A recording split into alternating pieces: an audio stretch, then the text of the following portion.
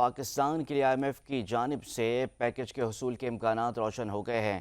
IMF board meeting 25 ستمبر کو ہوگی، جس میں پاکستان کے لیے خصوصی قرض پروگرام کی توثیق کی جائے گی۔ پاکستان نے ترقیاتی شراکت داروں سے درکار ضروری مالی یقین دہانیاں حاصل کر لیں۔ پاکستان کے لیے نئے قرض کی منظوری کا امکان بھی بڑھ گیا ہے۔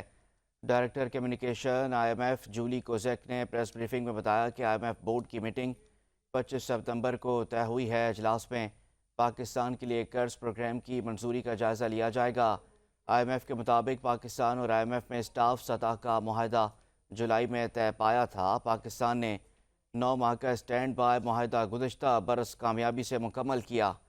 ڈائریکٹر کمیونیکیشن IMF کا کہنا تھا کہ پاکستان 37 ماہ کے قرض پروگرام کی شرائط پر عمل درآمد کر رہا ہے۔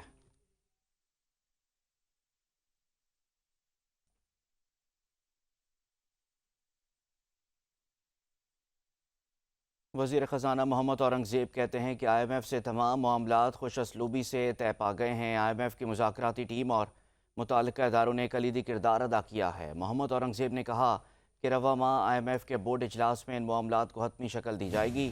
معیشت استحکام کے بعد ترقی کی جانب گامزن ہے۔ پالیسی ریٹ میں کمی، ملک میں سرمایہ کاری، کاروباری سرگرمیوں میں اضافہ ہوگا۔ ان کا مزید کہنا تھا کہ معاشی سرگرمیاں بڑھنے سے روزگار کے مواقع پیدا ہوں گے۔